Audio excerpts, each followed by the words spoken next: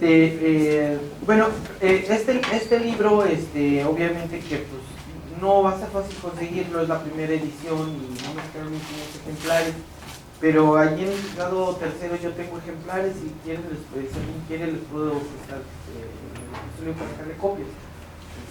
Sí, no hay problema.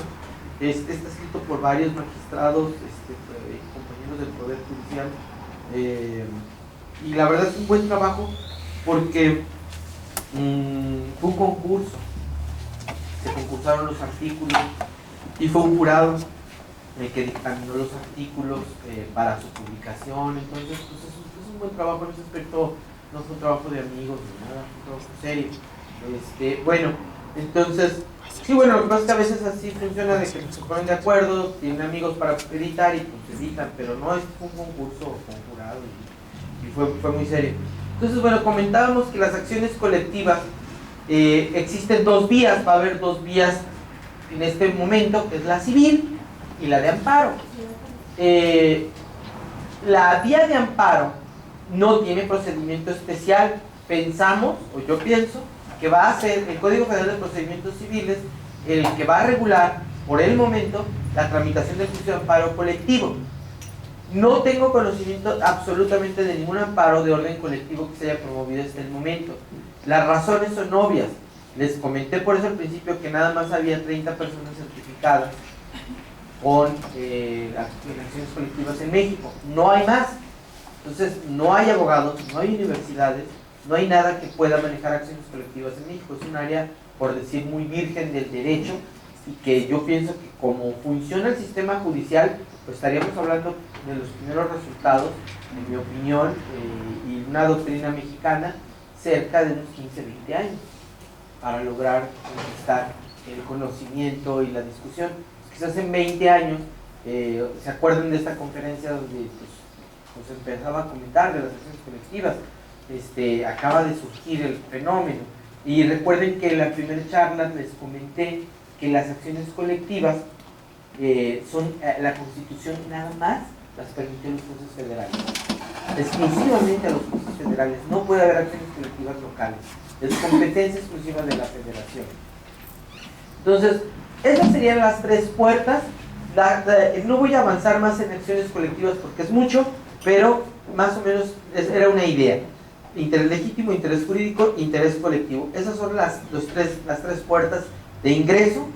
Y las tres puertas de ingreso, la acción colectiva. Yo quisiera comentarles una particularidad de la acción colectiva frente a las otras dos, mi opinión mía. La acción colectiva, a diferencia de las otras dos, no le priva las causales de improcedencia en su totalidad, creo yo, en mi opinión. ¿Por qué es un régimen excepcional de la acción colectiva frente a las otras dos puertas? Por una cuestión muy sencilla, por la exclusividad federal y porque los recursos ordinarios, no existen recursos colectivos ordinarios. Quiere decir esto que estamos ante una puerta gigante, por decirlo, para que me expliquen, para que me intente explicar. La del interés legítimo y el jurídico y el legítimo, como lo quieran ver, tienen una serie de obstáculos gigantes. Definitividad, bueno, el plazo sí lo va a tener la colectiva de 15 días en la normalidad, agotamiento de recursos, cambios de situación jurídica y montones de cosas por las que no procede un amparo. Está obstaculizado, pero la acción colectiva no tiene recursos locales, no tiene recursos ordinarios. ¿Qué quiero decirles? Que la acción colectiva parece ser, en teoría, que no tiene todos los obstáculos de los otros dos intereses. Estoy hablando desde un punto de vista personal, nadie ha escrito nada sobre esto, pero en mi opinión, como la acción colectiva no tiene antecedentes y no hay recursos en México y son exclusivos de los federales, pues no tiene muchísimos obstáculos que tiene el amparo por interés jurídico legítimo. Por ejemplo, si ustedes estarían entre un PAE, un procedimiento administrativo de ejecución, donde los están ejecutando un crédito fiscal, el amparo no les va a proceder nada más porque se lo instauren, va a proceder cuando hay un embargo y si ya está en un procedimiento de remate, conforme a las reglas del procedimiento de remate, y quizás les prive la definitividad actividad y tengan que ir primero a juicio contencioso o agotar algún recurso. En cambio, en la acción colectiva no van a tener posibilidad de agotar recursos porque no existen recursos colectivos en México. Van a poderse ir al amparo sin obstáculo alguno. Entonces, en ese punto es muy diferente la acción colectiva al interés legítimo y el jurídico, porque los obstáculos o los filtros del amparo nunca se diseñaron para las acciones colectivas o para derecho colectivo, sino que se diseñaron históricamente para los otros dos, no para la acción colectiva. Entonces, esa sería una circunstancia muy particular a estudiar. Yo veo muy difícil, hay un problema de la supletoriedad. O sea, yo les digo, bueno, pues es que tendríamos que implementar la supletoriedad del Código Federal de Procedimientos Civiles porque la ley de amparo no dice nada. Pero eso también es una opinión. ¿Por qué? Porque yo les podría hablar como abogado del diablo y decirles del otro lado por qué no es supletorio. Y les diría, mira, no es supletorio por una cosa, personalidad es de la ley de amparo. La personalidad de las partes tiene, la ley de amparo la tiene. Eso no puede haber supletoriedad, perdóname, porque hay disposición expresa y no puede suplir una cosa que esté expresamente dispuesta en ley de amparo. Lo relativo a las características del proceso colectivo, del ingreso de personas y salida de personas, que le llaman opt-in, opt-out, así le llaman por la terminología anglosajona, el ingreso de las personas indeterminadas, tampoco está en la ley de amparo. Y eso es exclusivo de ley de amparo, no puede ser supletorio todo lo que no esté en la ley de amparo, porque entonces podría contradecirse la misma ley de amparo. Entonces, es discutible que el Código Federal sea el supletorio, o sea, va a haber discusión. Para mí tendría que hacerlo porque no es que sea lo técnicamente correcto, es porque no hay otro, porque el legislador no diseñó en la ley de amparo nada relativo a las acciones colectivas, solamente las puso. Entonces, comentarles que este tema pues está en veremos. Hay un punto, ya no voy a avanzar tanto en la nueva ley de amparo, porque quiero ver una sentencia y quiero comentar el trabajo jurisdiccional rápido de un juzgado. Hay un punto de inflexión moderna, terriblemente amplificadora y nueva del sistema judicial a través de la nueva ley de amparo, que es el famoso control difuso de la constitucionalidad. Miren, en el sistema mexicano había sido interpretado hasta el 2011 o 2012, no me acuerdo, había sido interpretado que los jueces locales no podían declarar invalidez o podían estudiar la constitucionalidad de leyes locales. Solamente los jueces federales estaban en aptitud de estudiar la constitucionalidad de leyes. La Corte, después del famoso caso ese del Rosendo Radilla, hace una jurisprudencia, una tesis donde por fin es como un Prometeo que trae el fuego al sistema jurídico y abre a todos los jueces locales de toda la República, todo el aparato jurisdiccional, el cumplimiento de la Constitución, en forma un poco distinta al amparo, pero le ordena no acatar disposiciones contrarias a derechos humanos. Y este control que le llaman difuso, porque todo el mundo lo puede hacer, todas las autoridades judiciales, no existía antes. Esto cambia mucho porque ahora hay cierta facultad, bueno, no hay cierta, la facultad ya está dada por interpretación de la Corte, que los jueces pueden y deben, no es que puedan, deben realizar control convencional, que sería el control difuso de todos los derechos humanos a través de sus resoluciones judiciales, no solamente los jueces de amparo. Esto es algo nuevo. Yo no puedo avanzar mucho porque tendría que ya no hablar de otros temas, pero les pondré, como decía el ministro Cosío, qué sucede en México en este momento. Cosío dice que en algún artículo que escribe en el Universal, creo, dice lo que tenemos es una tormenta perfecta en México. Y dice esta analogía, dice, hay una película, creo incluso, donde dice que los meteorólogos dicen, si se sucede una serie de factores climatológicos, de temperaturas, de depresiones, de temporada del año e incluso solares, no podemos predecir esta tormenta.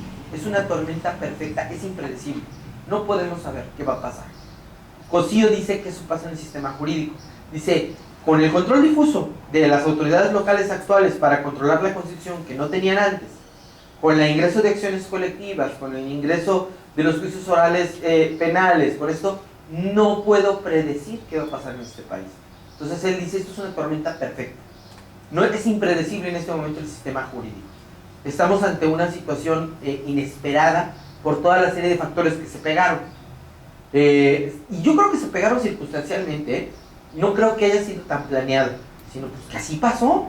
O sea, al mismo tiempo que llegaba el chipote, llegaba una patada y llegaba un manazo, y nadie sabe si va a salir vivo o lesionada la persona que recibe. Es mucho, es demasiado el cambio, no estábamos preparados. La mayoría de los abogados fuimos formados en sistemas tradicionalistas escritos y bajo estudios formalistas del derecho, no llevábamos derechos humanos. Los tribunales federales, la palabra derechos humanos les molestaba, nadie la usaba, era incómoda la palabra, porque derechos humanos siempre ha sido una palabra de sociólogos, de psicólogos, pero no de la judicatura. La judicatura implementaba más el término garantías individuales o derechos fundamentales. No les gusta el concepto de derechos humanos. Ahorita ya lo hablan con naturalidad, pero desde ahí ni siquiera gustaba, ni siquiera se usaba el término. Bueno, entonces, en base en esto quería comentarles ese ingrediente del control difuso, y hay otro ingrediente nuevo de la ley de amparo que cambia también algunas cosas. El concepto de autoridad responsable se amplifica a casos de particulares. Esto ya se había dado en algunos otros países, pero México, la primera vez que acepta que los particulares podrían llegar a ser autoridades responsables. Sin embargo, la ley de amparo obstaculizó mucho el carácter de autoridad de un particular. Es difícil que se dé, muy complejo que se dé. Técnicamente o literalmente, la ley, pues, ¿cómo les diré? Pues casi que pusieron obstáculos insalvables.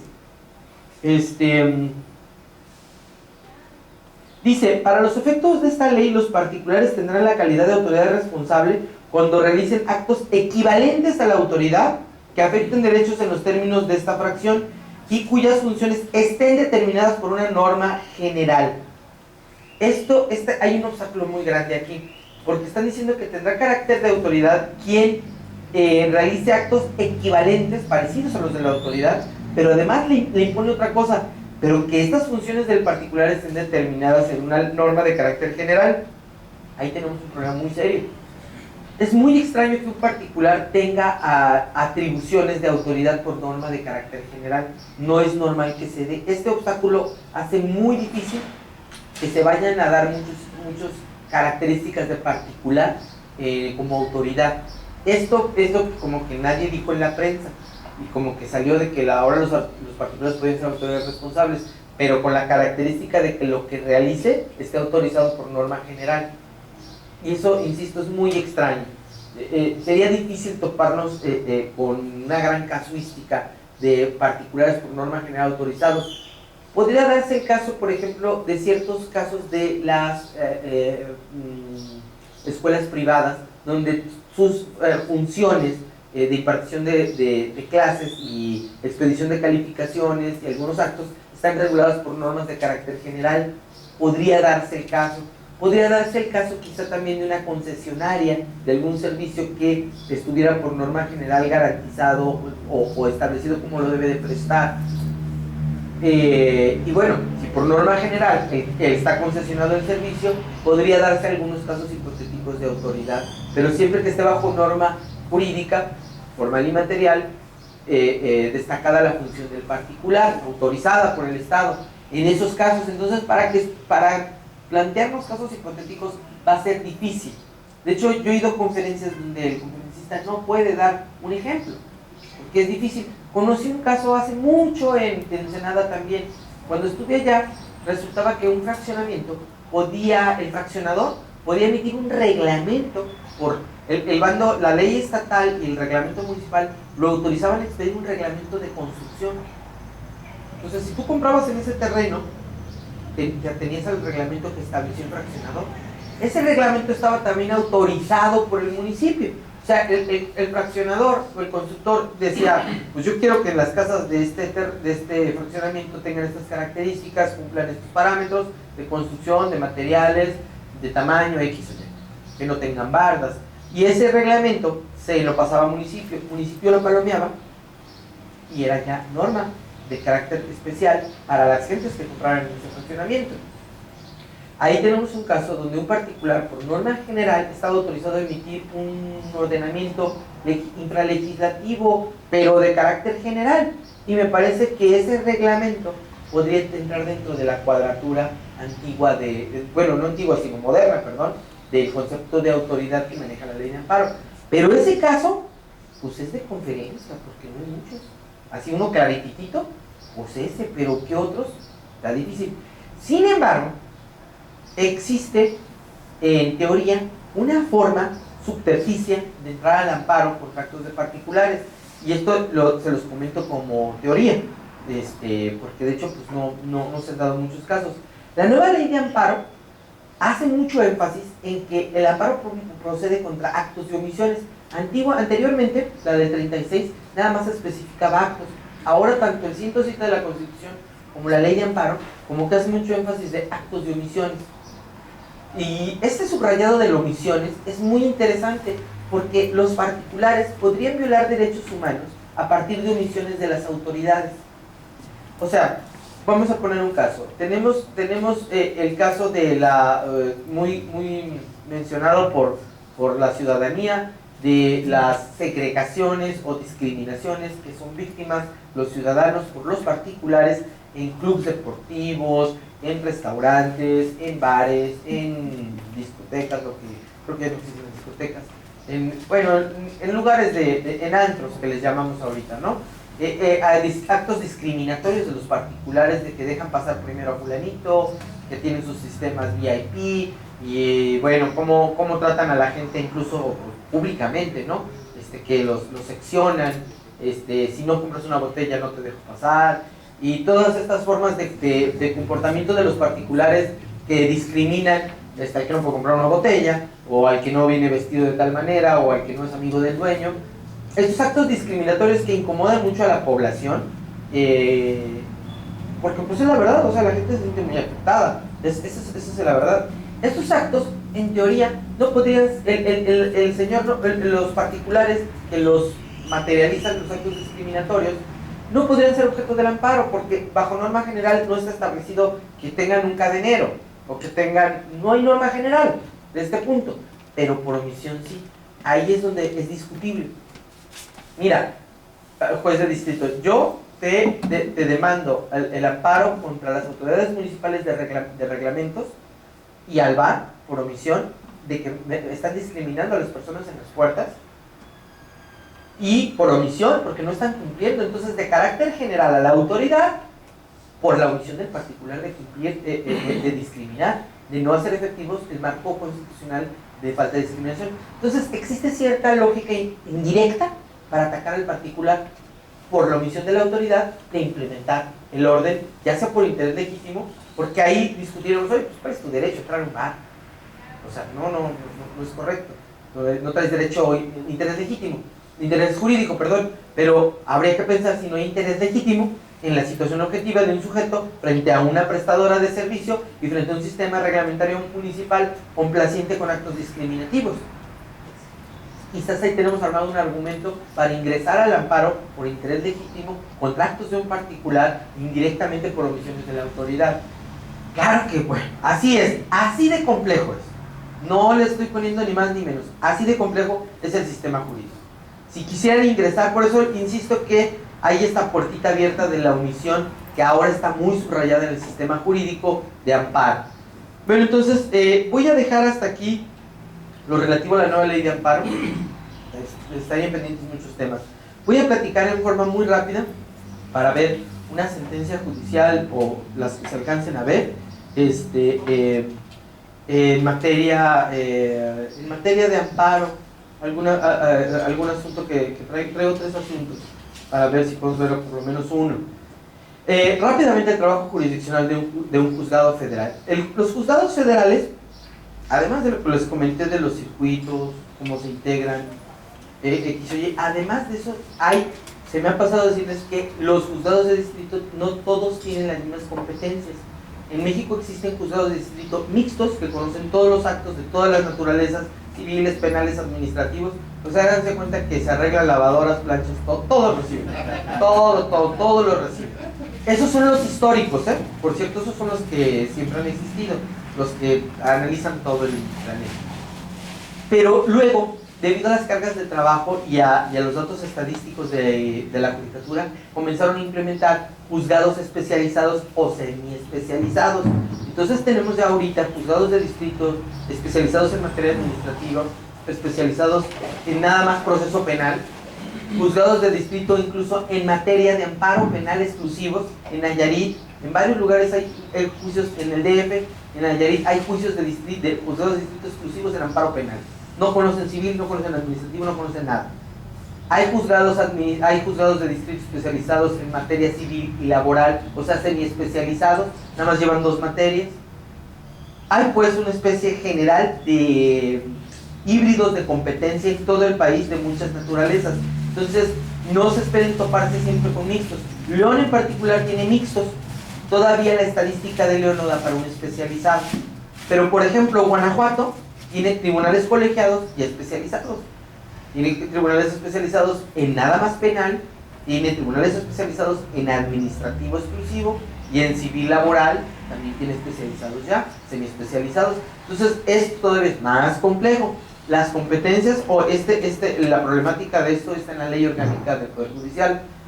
El juzgado de distrito mixto en el que yo trabajo y en el que yo he trabajado, además del auxiliar, más o menos se divide del siguiente modo. Tendríamos por lo menos 3 secciones o 4 secciones dependiendo de la administración, de la organización. Tendríamos una sección administrativa donde se encuentra personal que elabora cuestiones que no son meramente jurisdiccionales, como que son más internas del juzgado, como viene a ser la estadística, que es una labor inmensa que los particulares no ven, pero el juzgado lleva una estadística de todo. ¿Qué quiere decir la estadística? Que todo, un número, el nombre de lo que se trata el asunto, la fecha que ingresó, el acuerdo que salió, todo está registrado. Toda la historia procesal del juzgado consta en los históricos libros de gobierno, pero además tenemos una estadística que se reporta, se tiene que ingresar todos los días, todo lo que está saliendo del juzgado, se tiene que ingresar estadística. Algunos datos que no son importantes no se ponen, pero muchísimos datos se tienen que llenar. Por lo menos hay 2 personas, tanto de llenar libros, que es el sistema antiguo, que va a desaparecer tarde o temprano. Hay muchos libros del juzgado, libro de amparo, libro de comunicaciones de exhortos, libro de penal, libros de oficios. Todo tiene control. Por principio, por seguridad jurídica, todo en un juzgado tiene control. Y en teoría, todo lo que emana del juzgado tiene un respaldo o un registro. Y entonces tienen que entender que si de un juzgado están saliendo todos los días más de 150 acuerdos en expedientes, todos los días multiplíquenlo eso por el mes y van a tener más o menos un total, pues ¿qué será? Pues más de 3.500 acuerdos, y además sentencias, más de 4.000 tipos de registros, mucho más de 4.000 registros que se tienen que hacer por 2 personas en el juzgado. Entonces, el área administrativa, que mucha gente no lo ve, es gigante, es una labor inmensa. Son 2 personas las encargadas, pero todo el juzgado participa en la estadística. No se puede, porque son listas y listas y listas. Es un trabajo que nos quita. Yo pensaría que en el Poder Judicial, la labor administrativa que no ve nadie, por ejemplo, la que no ven ustedes aquí en la Casa de la Cultura, lo que cuesta tener limpio este salón, lo que cuesta tener las bancas, lo que cuesta tener que haya una nómina para los funcionarios, todo lo que ustedes ya no ven, es muchísimo, y representa aproximadamente, yo calculo que entre un 30-35% de nuestro trabajo. Es grandísima esa función y nadie la ve, ni la van a ver porque está oculta siempre. Entonces, esta sección administrativa tiene una secretaria particular. La secretaria particular, pues, funciona como, pues, en mi opinión, como un agente político del juez. con la problemática interna del juzgado lidia ella. O sea, ella tiene que resolver problemas particulares del juzgado, porque es una oficina donde se pelean, donde se gritan, donde se hablan mal, donde sucede todo lo que sucede en cualquier dependencia. La particular tiene que lidiar con todo eso.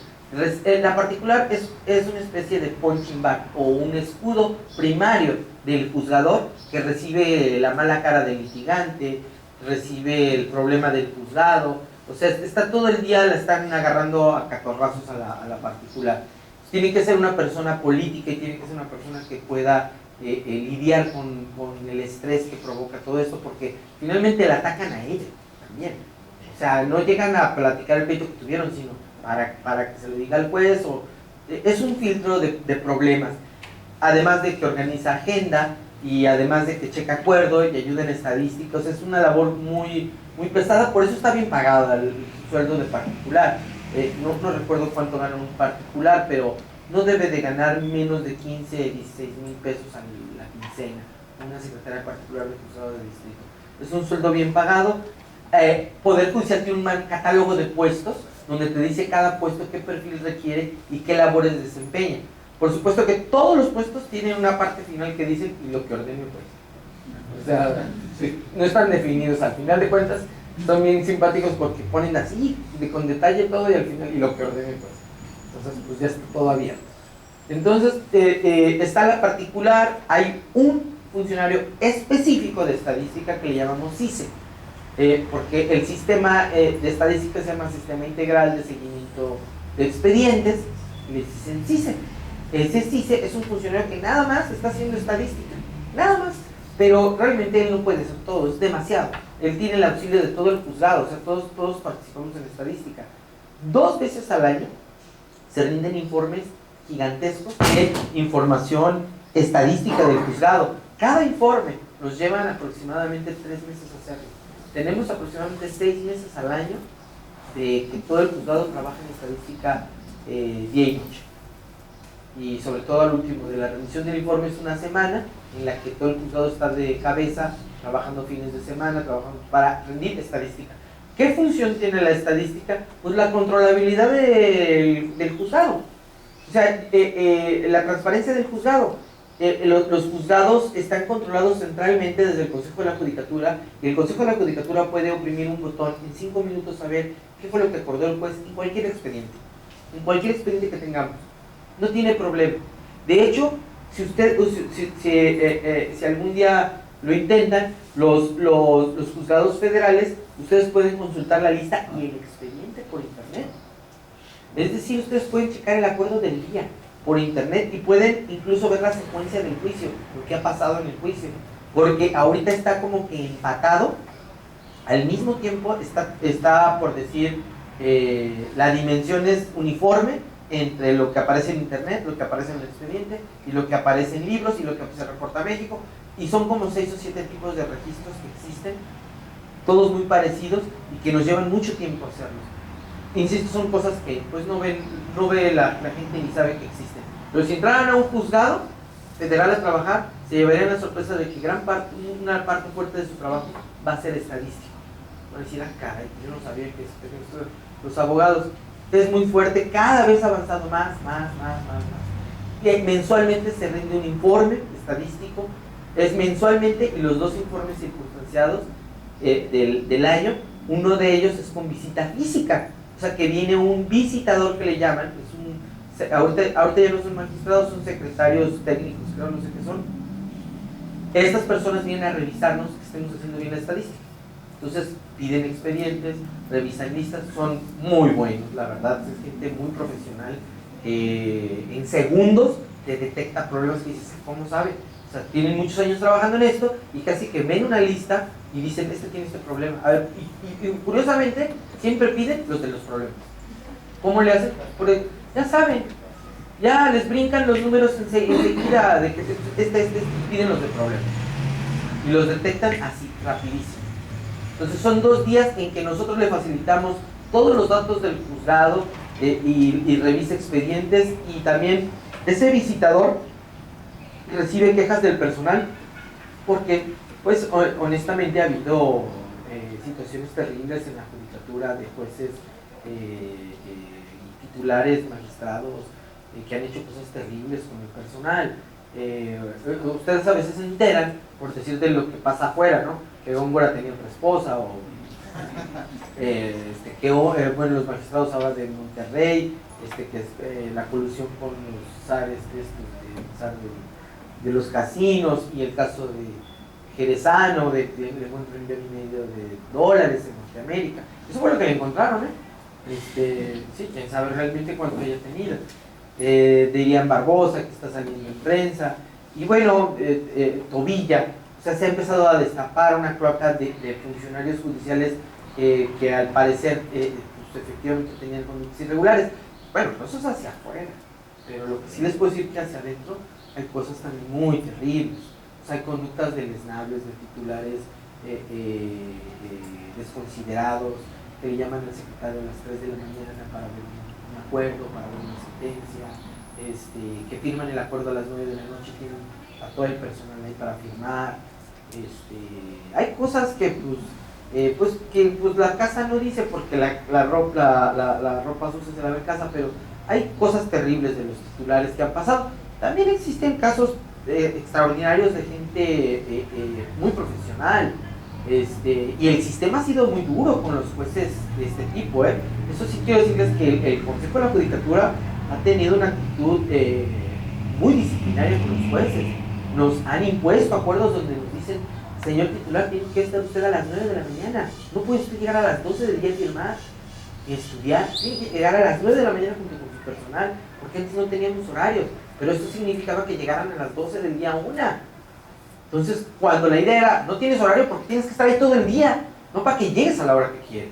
Entonces ya el consejo ya aclaró: tienes que estar a las 9 de la mañana, lo tuvieron que poner por escrito. Y tu personal tienes que salir a las 3, tienes que darles hora de comer, y máximo 2 horas en la tarde. Y si vas a hacer jornadas extraordinarias, las vas a justificar. Entonces nos empezaron a toda la judicatura, por razones por la verdad, de inhumanidad que se vivían adentro, empezaron a imponer condiciones laborales muy estrictas contra los jueces, y propiamente disminuir su poder adentro de un juzgado, porque finalmente el juez federal en particular no está tan controlado por el Consejo de la Judicatura, porque pues, el Consejo está en México. Entonces realmente tienes mucha independencia material en tu juzgado, y por eso hay una serie de controles. El visitador habla sin la presencia del titular, esa es la tradición. Sacan al titular del juzgado y hablan con el personal, y les reciben quejas contra el titular o contra cualquier funcionario. Igual los litigantes pueden ir a quejarse de la labor de la impartición de justicia y de conductas inapropiadas, reciben quejas de abogados. La visita se publicita, mal publicitada, pero se publicita. ¿Por qué mal publicitada? Pues se pone en un juzgado que va a haber visita. ¿Quién lo lee? Entonces muy poca gente se entera que va a haber visita. Algunos abogados más suspicaces sí se acercan y se alcanzan a ver. Entonces, sobre todo los abogados, ya que saben, nada más, si traen problemas con el juez, con el tribunal, estar pendiente de la visita, cuándo va a llegar para ir con el visitador y poner su queja. Que no quiere decir que este es el único sistema de queja. La población no sabe, pero el Poder Judicial amplificó la denuncia ciudadana incluso por teléfono y por internet, y la denuncia puede ser anónima.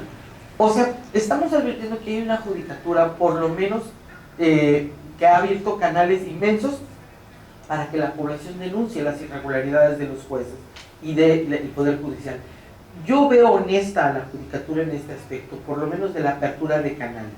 Lo que veo a veces discutible, que no le gusta a la población, es, pues a veces quieren sancionar a un juez por criterio judicial, porque no te resolvió simplemente a favor. A veces no es ni por conducta, a veces es porque no están de acuerdo en su sentencia y quieren hacer del recurso de queja otro recurso judicial. El Consejo muchas veces les ha dicho: oye, esta no es otra instancia, aquí venme a hablar más del titular, pero de su conducta, y si resolvió contra una norma de orden público, contra una jurisprudencia, pues sí podría llegar a ser sancionable.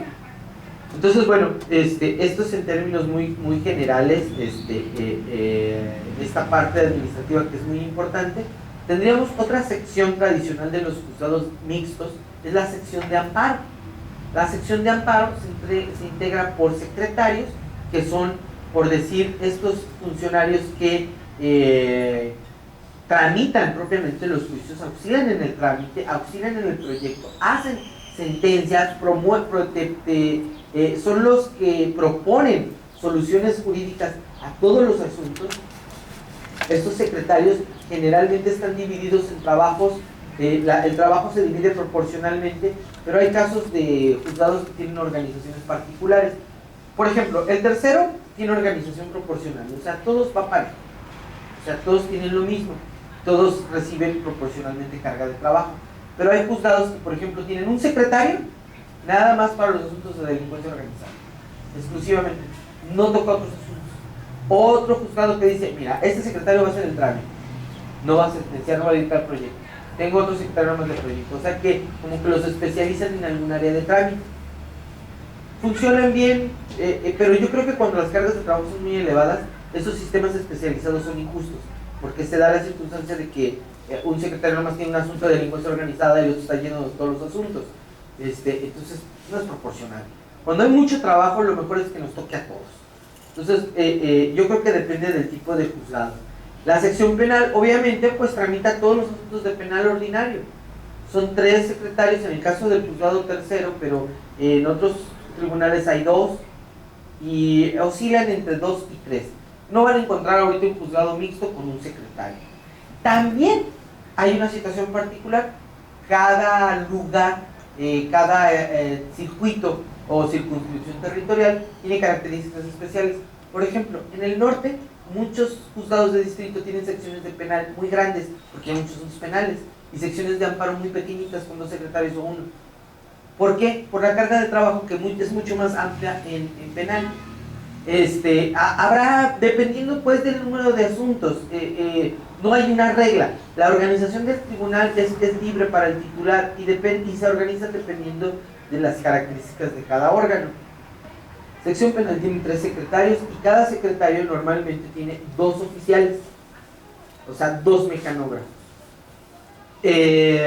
Toman diligencias, hay guardias, el juzgado está en guardia todo el día, toda la noche. El día de hoy está en guardia. Estamos permanentemente como una cruz roja. En penal te puede llegar un cumplimiento de un orden de aprehensión en este momento, me están llamando porque ya detuvieron a fulanito que sin el orden de aprehensión le vamos a tomar la prepa, pues ya nos están corriendo el término para dictarle su auto formal o de libertad. Ya nos están corriendo los 3 días. En este momento, si pasa, me están hablando, me están diciendo, tenemos un orden de aprehensión cumplimentada, vamos a tomarle la preparatoria mañana o en la tarde. Ya el juzgado no se detiene, es como un hospital, está abierto todo el día y toda la noche, aunque lo vean cerrado, los teléfonos están en servicio todo el tiempo, los secretarios están en sus casas, no se pueden mover, tienen guardias todo el tiempo. Claro, estas guardias pues, se dividen, ¿no? Está de guardia 1, los otros 2 descansan, luego el otro, y bueno, así nos dividimos. Pero en la sección penal estamos todo el tiempo a disposición de la PGR para recibir averiguaciones previas. Hay otra sección del juzgado que es la que más o menos la que hemos comentado, que es la sección de amparo. En el caso del tercero, me parece que de todos los juzgados de aquí de León, es la sección grande, son 5 secretarios. En el tercero, precisamente, son 5 secretarias. No es personal mío, este personal ya estaba cuando yo llegué. No sé por qué son puras mujeres, pero son 5 secretarios. Sí, en serio. Estas 5 secretarias igualmente tienen 2 mecanógrafos oficiales que les llamamos, así se les conoce al operativo o mecanógrafo del secretario, y tienen un trámite pues inmenso. Estas personas entran a las 9 de la mañana. Otra cosa benéfica del sistema, el sistema ahorita del judicial trae un sistema de ingreso en la mañana de dar miedo, es con la mano. Hay una maquinita que se llama Circa, que tiene que ir funcionando, meter la mano, poner una clave y te reporta a las 9. Y si no pones la mano a las 9 de la mañana, ya te descuentan el bien automático. Y tu salida la tienes que registrar. O sea, eso la verdad está muy bien. Sí puedo decirles una cosa, si hay pilotos, por lo menos sí van a poner su mano. no está tan bonito. Antes eran las famosas tarjetas, pero ahorita ya es de mano y nos controlan desde México. Entonces, esto también es una cosa que es de hace un año. La verdad está muy bien. La verdad yo estoy muy contento con ese sistema Circa. Y bueno, secretarios, oficiales, todos tienen que checar. La sección de amparo trabaja pues, de 9 a 3, es brutal su trabajo. Las dos secciones tienen un trámite inmenso. Cada mesa saca aproximadamente 8, de 15 y 20 acuerdos diarios, proyecta sentencia a la secretaria, los oficiales generalmente van los sábados y excepcionalmente los domingos, trabaja generalmente hasta en la tarde. La sección penal igual, pero la sección penal lo que tiene son las guardias. Eso es lo pesado de la sección penal, que no, el oficial que trabaja en la sección penal lo pueden llamar también a la 1 o 2 de la mañana porque hay una consignación. Entonces, hay cierta compensación, es más, hay más trabajo en penal, pero las guardias penales son pues, desgastantes, son muy pesadas. Y no solamente eso, también las exhibiciones de garantía. Cuando te exhiben garantía es a cualquier hora y tenemos que recibirla. Amparo también tiene guardias. Como les comentaba, ayer comentábamos la antigua historia del amparo de voz. Todavía existe, le llamamos amparo por comparecencia. Ese amparo por comparecencia existe y una persona puede ir en la madrugada a pedir amparo. Y es normal, y sí sucede. León no tiene tanta la problemática. Hay lugares con más problemas, por ejemplo, donde se han dado las problemáticas durísimas es en el DF y en algunos estados que han implementado el alcoholismo de forma tajante. Entonces, toda la noche hay amparos de gente que está arrestada por el alcoholismo. Y los juzgados de distrito pues, tienen que estar recibiendo. Es muy triste, porque acuérdense que la leyenda del amparo que comentábamos ayer pues, era de cosas genuinamente importantes, salvar la vida de alguien. Y aquí es salvar a veces a un borracho de que sacarlo para la cruda, para que siga la fiesta. Entonces, la verdad sí es una desviación terrible del amparo, que por atender a la suspensión, porque la lógica de la suspensión es, bueno, ¿y para qué promueve un amparo por privación de libertad si lo vas a dejar metido en la cárcel? Entonces, la lógica de la suspensión es mantener el juicio, pues que lo saquen libre, en lo que estudiamos si es constitucional o no que ande borracho en las calles, manejando. Entonces, hay una serie de, este tipo de amparos son terribles, son muy cansados. Hay amparos reales de gente incomunicada. Por ejemplo, la incomunicación no estaba en el 22 constitucional asumida como palos, garrotes, entonces esta pleyada después de adjetivos no estaba en el 22, fue de interpretación jurisprudencial que la suma y dice la incomunicación también es tortura. O sea, no hay ningún dispositivo que faculte que una persona privada de su libertad no pueda comunicarse con su abogado, no pueda comunicarse con sus familiares. Y ahorita tenemos muchos amparos de incomunicados. Es normal que se dé el incomunicado y que reclamen que esté incomunicado. ¿Qué ganan los abogados con estos amparos? Bueno, por principio las autoridades normalmente sí acatan las suspensiones y las incomunicaciones, sí las terminan. O sea que inmediatamente le permiten acceso a un teléfono, acceso a su abogado, acceso a su familiar. No es normal que incumplan una suspensión. Hay otro tipo de amparos, también muy frecuentados, que son los famosos amparos libertad, que tienen varios apodos. Tienen el apodo técnico de amparo en libertad, porque según eso los van a detener y hay una orden de aprehensión en su contra, o alguien los quiere, tienen este delirio de persecución que alguien los quiere atacar, presentan un amparo. Este amparo le llamamos amparo libertad. Puede ser contra actos jurisdiccionales, contra todos los jueces del Estado, penales, o puede ser nada más contra autoridades policíacas o de la Procuraduría o del municipio. Estos amparos libertad generalmente se suspende, o sea, se concede la suspensión para que no lo detengan, otra vez para que no pierda materia el juicio de amparo, tiene que concederse la suspensión. Se le llama amparo libertad, adentro del juzgado le conocen como policíacos, así les llaman los policíacos, porque se llaman autoridades de policía, así les conocen los amparos policíacos. Y también la prensa los conoce como los amparos buscadores. ¿Por qué buscadores? Pues porque este amparo va a ver qué hay contra mí, ¿no? Pues le pido a todas las autoridades que me digan si hay algo contra mí. Entonces andan buscando a ver qué traen en su contra. también tienen diferentes apodos. Pero esos amparos generalmente se tramitan inmediatamente, se tramitan en 24 horas, todas las demandas se tienen que admitir en 24 horas y todos los escritos generalmente que entran a un juzgado federal se acuerdan en 24 horas. Para lograr esta dinámica, pues es mortal, o sea, vivimos en el juzgado para poder lograr a veces esos estándares de productividad en tiempo. Lo que de alguna manera tristemente pues acaba con las vidas de los funcionarios, las vidas familiares. El Poder Judicial tiene muchos funcionarios divorciados, vidas deshechas, terribles de muchos funcionarios. Poder Judicial tiene mucha gente de origen humilde, curiosamente, mucha gente no lo sabe, pero Poder Judicial, hay muchas historias de cenicientas en el Poder Judicial, de gente muy humilde que llegó a ser magistrado, que llegó a ser juez. Hay muchas historias de tipo Benito Juárez adentro. ¿Por qué? Bueno, pues porque es gente que, la gente humilde o la gente que viene de extractos sociales, económicos pobres, viene a dar todo. O sea, no le cuesta trabajo dar todo. O sea, porque para ellos ganar los sueldos que da el Poder Judicial, para ellos es sorprendente. Nadie les va a ofrecer un sueldo de 6,000 pesos. Son capaces de todo. Entonces es gente que vive y muere en el Poder Judicial. Por decirlo de algún modo, pues los compra la Judicatura. Y la Judicatura Federal en particular es muy generosa. En ese aspecto es maravilloso. La Judicatura, el Consejo, le podrán decir lo que quieran, pero es un ente muy generoso con todos los funcionarios de todos los niveles. O sea, no nada más con los titulares, con el personal operativo es generoso. O sea, los bonos, todas las compensaciones económicas son para todos, no son nada más para los titulares.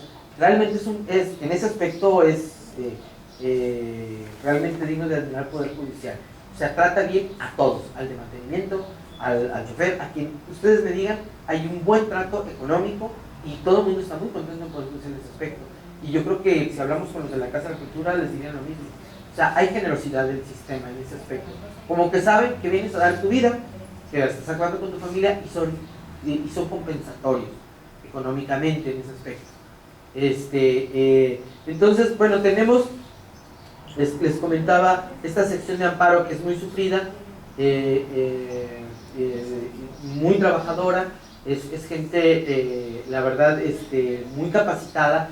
No es el mecanógrafo, le llaman mecanógrafo, pero en realidad no es cierto.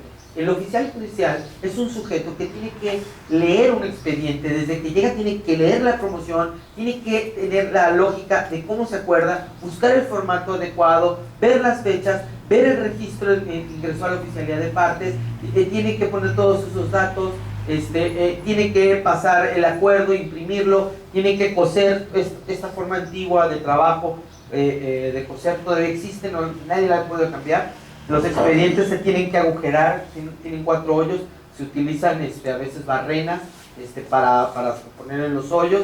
Hay muchos accidentes hay unas agujas gigantes que te pican a veces los dedos, te lastiman mucho, es muy normal el accidente ahí con los dedos.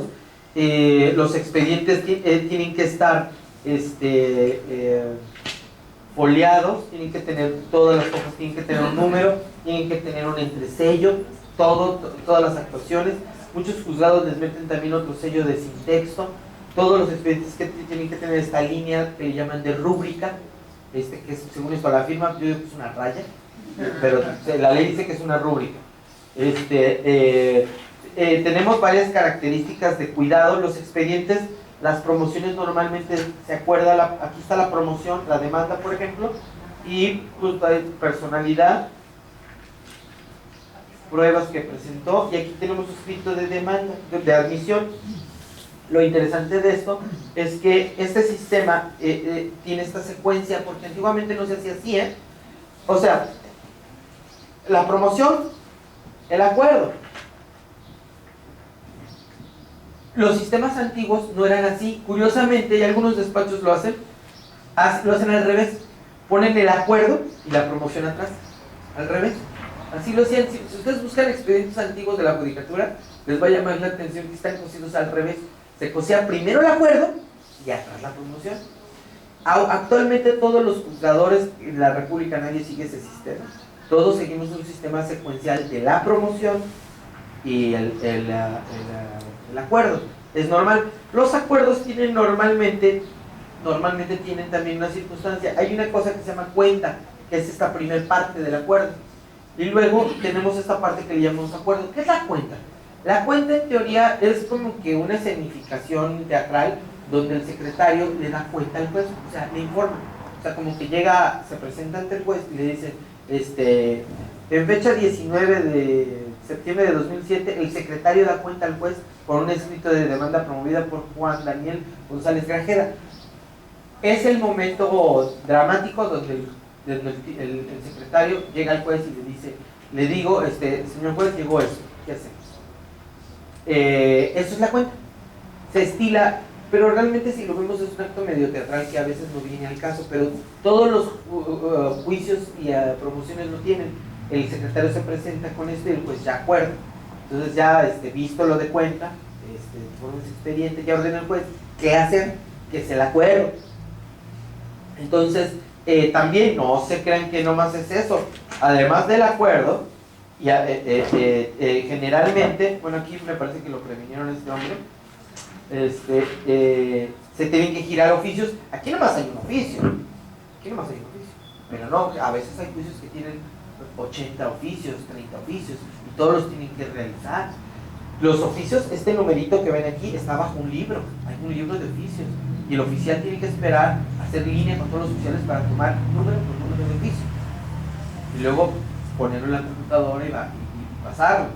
Y todos los acuerdos tienen, tienen fecha, tienen firmas, todo es, el expediente judicial en México, no sé, en otros países, ese punto no sé, es algo artesanal.